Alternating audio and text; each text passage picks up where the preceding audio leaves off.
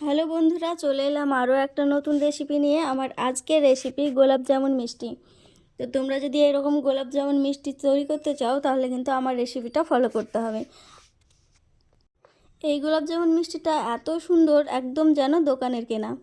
তো চলো রেসিপি দেখাই। এখানে আমি প্রথমে দুটো ডিম নিয়ে নিয়েছি। ডিম দুটো খুব ভালোভাবে ফেটিয়ে নিতে হবে।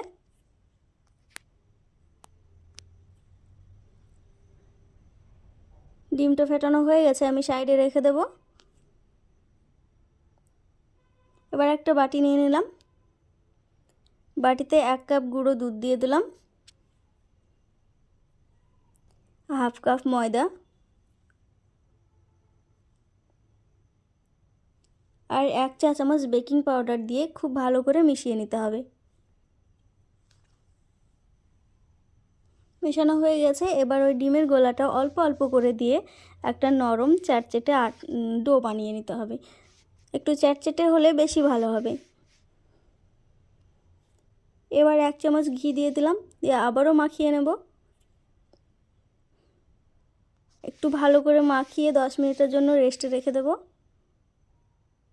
দেখো 10 মিনিট পর আমি হাতে একটু তেল লাগিয়ে নিয়েছি, দিয়ে ছোট ছোট গোল বল তৈরি করে নেব।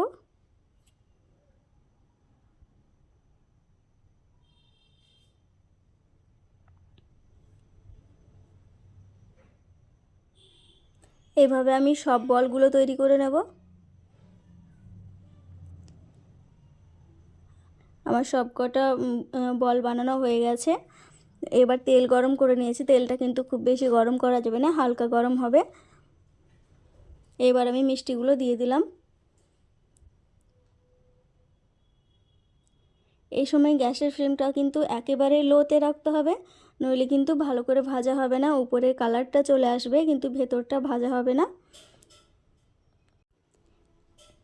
এইভাবে আস্তে আস্তে নাড়াচাড়া করে খুব সুন্দর করে ভেজে নিতে হবে।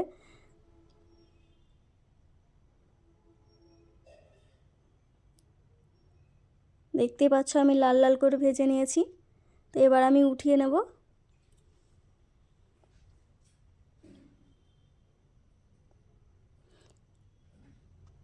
এবার এদিকে সেরাটা বানিয়ে নেব।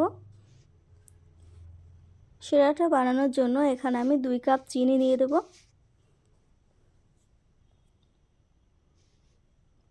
আর 4 কাপ জল দিয়ে দিচ্ছি।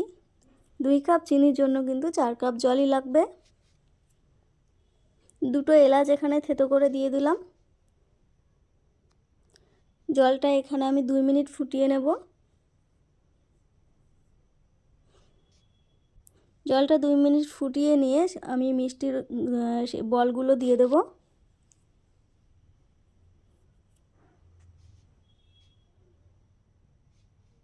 এবার 3 থেকে 4 মিনিট এইভাবেই ফুটতে দেব।